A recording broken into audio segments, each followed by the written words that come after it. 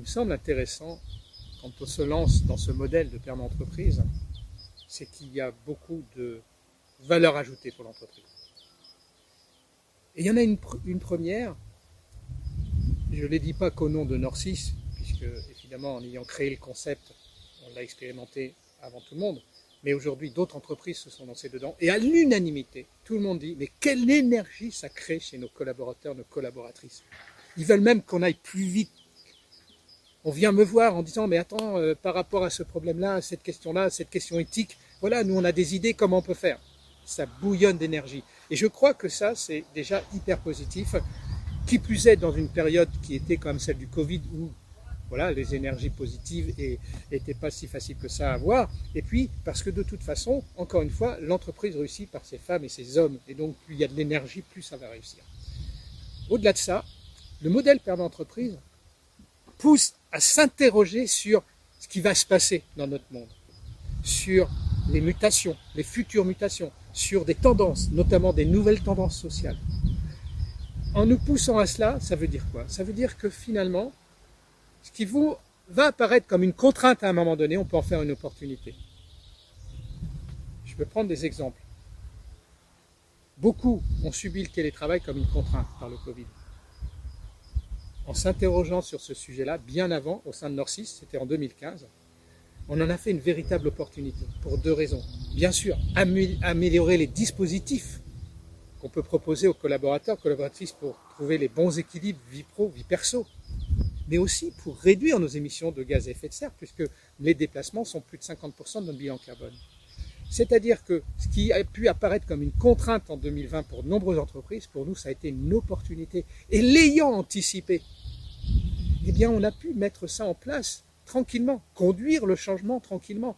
On a pu découvrir que pour manager, pour piloter des projets, il y avait peut-être des difficultés par la visio. Eh bien, on a pu travailler sur comment compenser cela. On a pu travailler, s'approprier les outils qui commençaient à naître pour faire des animations de réunion, etc. On a fait ce chemin tranquillement. Alors qu'en 2020, beaucoup d'entreprises ont stressé leurs collaborateurs. Il n'y a pas véritablement eu de conduite du changement, il fallait agir au plus vite.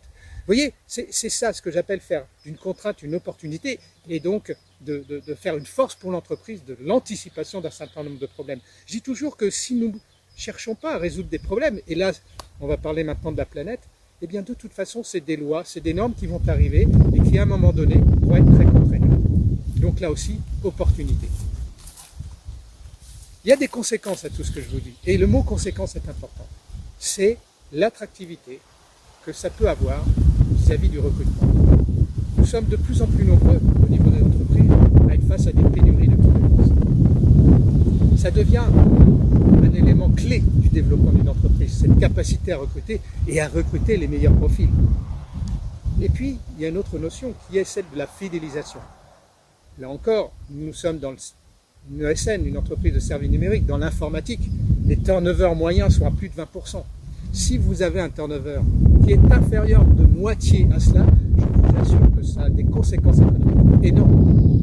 Donc, voilà, un projet perma-entreprise, la conséquence majeure, c'est aussi cela, c'est sur finalement l'attractivité et la fidélisation des collaborateurs que ça peut avoir, et donc finalement vis-à-vis de nos clients, quand on est prestataire, évidemment, des prestations de meilleure qualité. Je peux aussi prendre d'autres exemples sur la valeur ajoutée que ça a. C'est-à-dire que, vous savez, à un moment donné, de toute façon, vu l'évolution du monde, des choses vont se précipiter et l'entreprise va être face aux difficultés.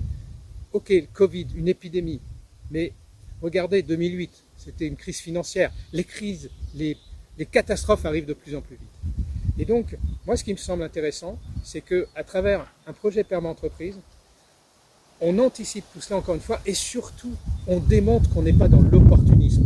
Vous savez, si les mots greenwashing, social washing sont nés et sont beaucoup utilisés, si les jeunes, 32 000 jeunes ont signé un manifeste pour un réveil écologique et en faisant une menace auprès des entreprises, nous n'irons pas travailler chez vous si vous êtes dans le washing. Vous voyez, la perma-entreprise répond à tout ça. Parce qu'évidemment, très vite, on comprend que c'est un projet qui se monte dans une démarche très collaborative. On n'est plus dans le top-down, on est dans comment faire ensemble pour construire un tel projet. Et c'est ça qui crée les bonnes énergies d'ailleurs. Donc, on est dans l'authenticité automatiquement et ça s'entend très très rapidement. Voilà. Et puis enfin, l'intérêt d'un projet perma-entreprise, c'est peut-être de mieux valoriser l'entreprise, parlons argent, mieux valoriser, peut-être mieux gagner d'argent que d'autres entreprises.